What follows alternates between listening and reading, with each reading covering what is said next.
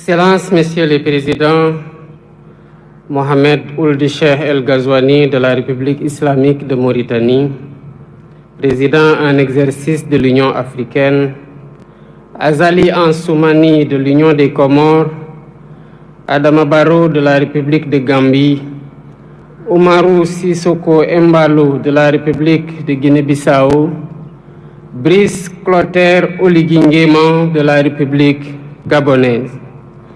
Mesdames, Messieurs les chefs de délégation, Monsieur le Premier ministre, Monsieur le Président de la Commission de la CEDEAO, Mesdames, Messieurs les ministres et secrétaires d'État, Mesdames, Messieurs les membres du corps diplomatique, autorités administratives et locales, Monsieur le Président et les membres du comité de commémoration du 80e anniversaire, Mesdames, Messieurs les descendants des familles de tirailleurs sénégalais, distingués invités, chers concitoyens, Mesdames et Messieurs.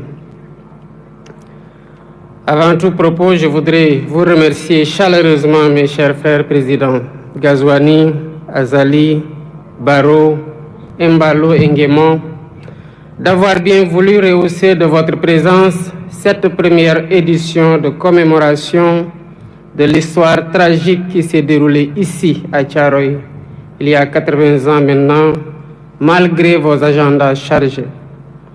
Je remercie tous nos hôtes et je leur souhaite un agréable séjour au Sénégal.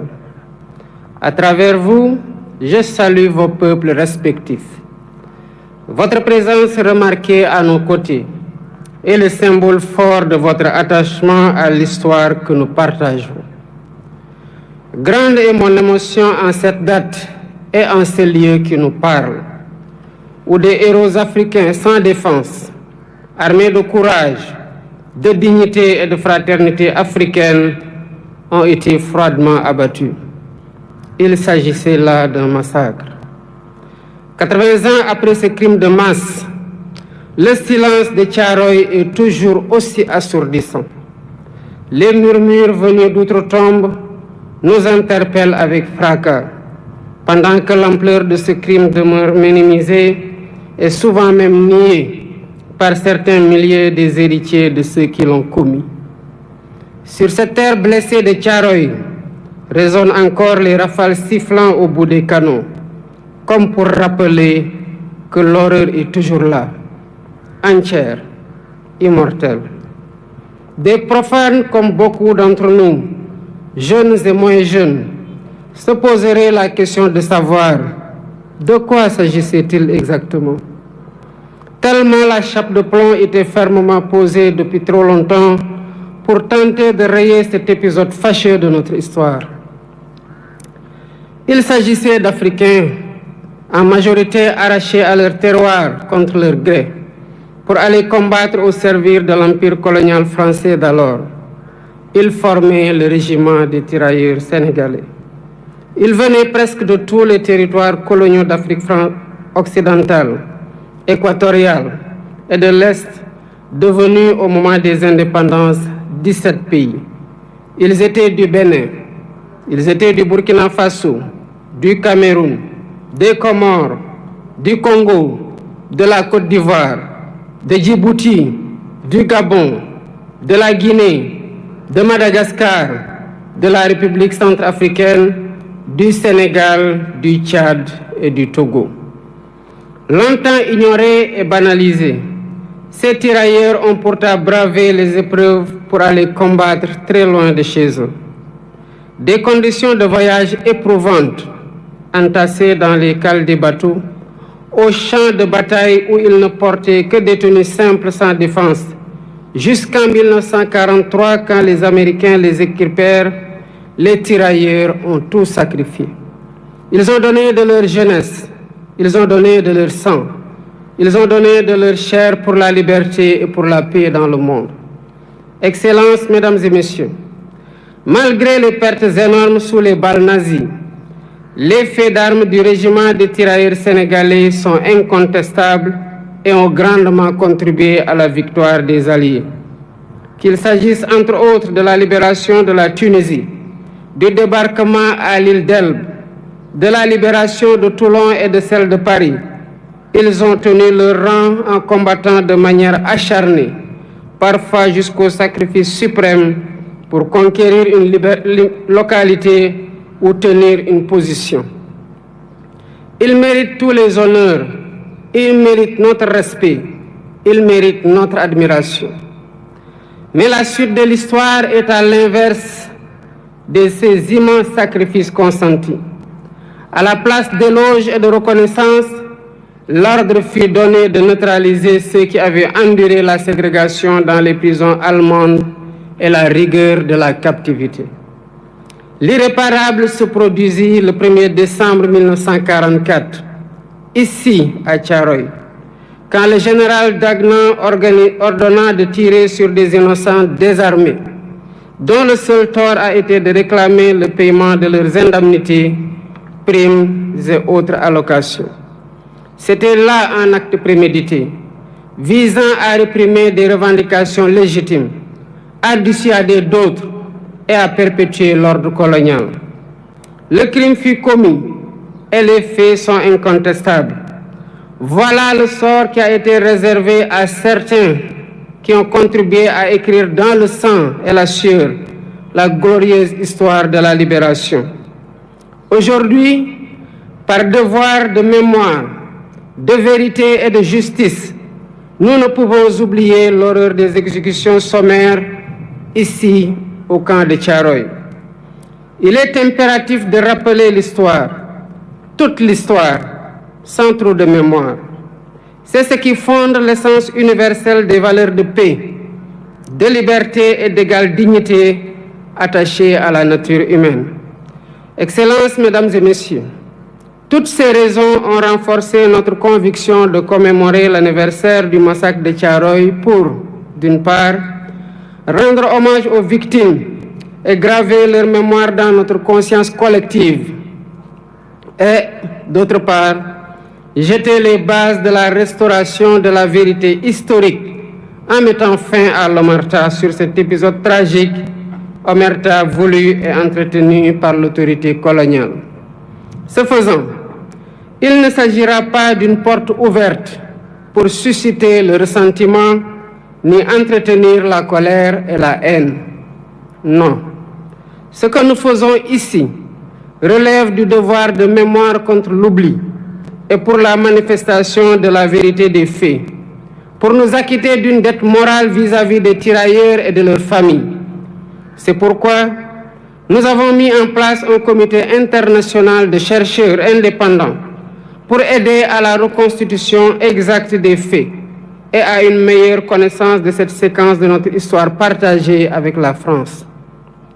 Pour faciliter les travaux de recherche, j'ai sollicité du président de la République française la mise à disposition de tout document d'archives pouvant contribuer à la manifestation de la vérité et leur collaboration le moment venu dans la localisation des sépultures et l'identification éventuelle des victimes. Je salue l'ouverture des autorités françaises actuelles qui ont accédé à notre requête pour la manifestation de la vérité. Ainsi, avant cette commémoration, des membres du Comité international de chercheurs se sont rendus en France et ont eu des séances de travail avec les autorités françaises et les responsables des sites où sont présumées gardées les archives manquantes. Les recherches se poursuivront après la commémoration. La France vient également de franchir un pas important dans la restauration de la vérité, grâce au président Emmanuel Macron, qui m'a adressé une lettre il y a 3 jours pour assumer que les événements de Thiaroye en 1944 ont abouti à un massacre. Je salue son courage moral. Par ce geste, la France accède à une vieille et légitime demande de reconnaissance. Il s'agit d'une avancée appréciable dans le processus de réhabilitation de l'honneur et de la dignité des tirailleurs victimes, à la suite de la déclaration du président François Hollande au cimetière de Thiaroye le 30 novembre 2014, quand il saluait, je cite, « la mémoire d'hommes qui portaient l'uniforme français et sur lesquels la France avait retourné les fusils. Toutefois, il reste encore beaucoup de zones d'ombre de cette histoire, notamment le nombre de tirailleurs exécutés. Deux rapports contradictoires des autorités coloniales parlent de 35 et 70 morts, pendant que d'autres témoignages évoquent des centaines de morts et de nombreux blessés. Les archives réclamées permettront, d'après les chercheurs, de savoir comment on en est véritablement arrivé à la tragédie de Thiaroye, d'avoir une lecture plus fidèle de l'état d'esprit des tirailleurs rapatriés, de leur nombre exact, de leur identité, de leurs origines, des lieux où ils sont enterrés, des épreuves endurées, des frustrations et humiliations subies, ainsi que du montant qui est dû à chacun. Ce travail est complexe. C'est pourquoi je lance un appel aux acteurs étatiques et non étatiques de tous les pays concernés, y compris la France, aux historiens et chercheurs de tous bords, afin de joindre nos efforts pour porter un regard lucide sur cet épisode sombre de notre histoire commune. Excellences, Mesdames et Messieurs, identifier les victimes et situer les responsabilités est essentiel pour ouvrir la voie à une réconciliation sincère. C'est l'occasion pour moi de rendre un vibrant hommage à tous les Africains et non-Africains qui se sont toujours battus pour que l'histoire des tirailleurs et du massacre de Thiaroye soit préservée de l'oubli et de la falsification. Je pense aux précurseurs, aux hommes et femmes politiques. Je pense aux intellectuels, écrivains, poètes, cinéastes, artistes. Je pense aux bonnes volontés, personnes physiques et morales. Sans la synergie de tous ces efforts, le combat pour la justice et la vérité n'aurait pas prospéré. Mais cette vérité exige encore d'être pleinement révélée, transmise et reconnue. Nous devons encourager cette dynamique pour restaurer la mémoire et la dignité des tirailleurs sénégalais. Pour ma part, j'initierai plusieurs mesures de réappropriation de cette histoire commune avec 16 pays africains frères. Premièrement, un mémorial en l'honneur des tirailleurs sera érigé à Thiaroye pour servir de lieu de recueillement et de mémoire ouvert à toutes les nations dont ils étaient originaires, ainsi qu'au public.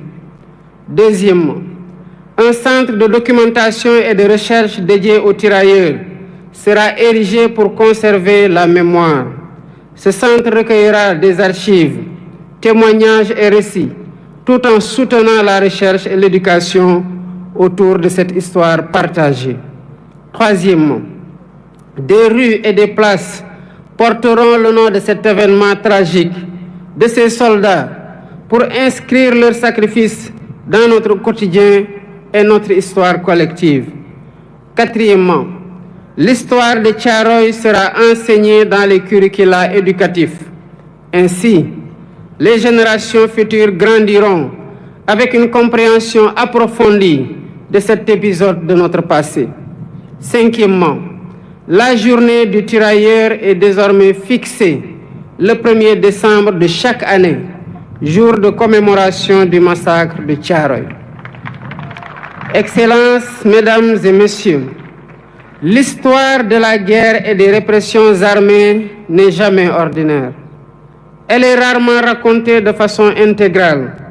Ce fut le cas de la Seconde Guerre mondiale et surtout ses conséquences dans les colonies, qui connurent des répressions innommables.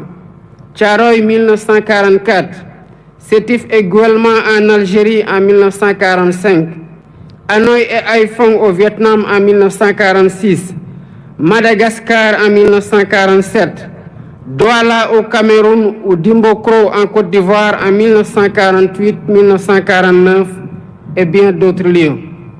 Chacune de ces histoires vit en nous par l'exercice mémoriel, ce qui nous rend fiers et reconnaissants envers nos anciens combattants.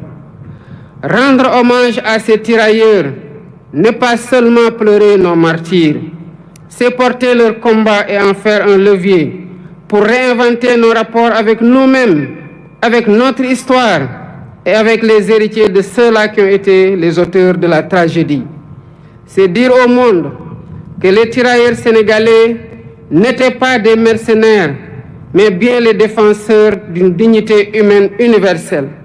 C'est proclamer haut et fort que cette dignité, si longtemps bafouée, ne sera jamais, plus jamais sacrifiée sur l'autel du silence et de l'oubli.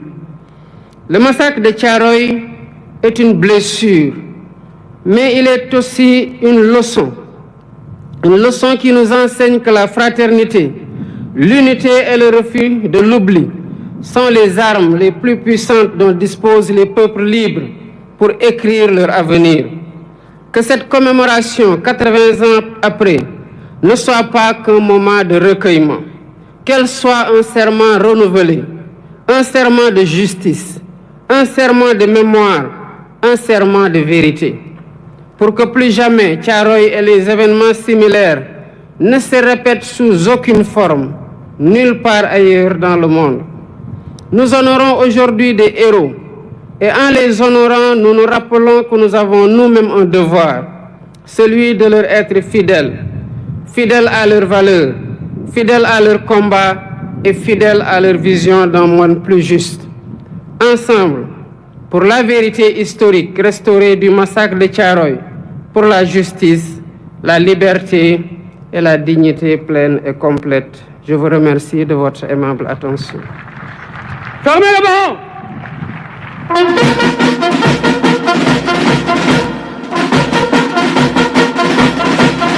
Présentez! Armes! Vous venez de suivre le discours du... Allô? Voilà, donc vous venez de suivre...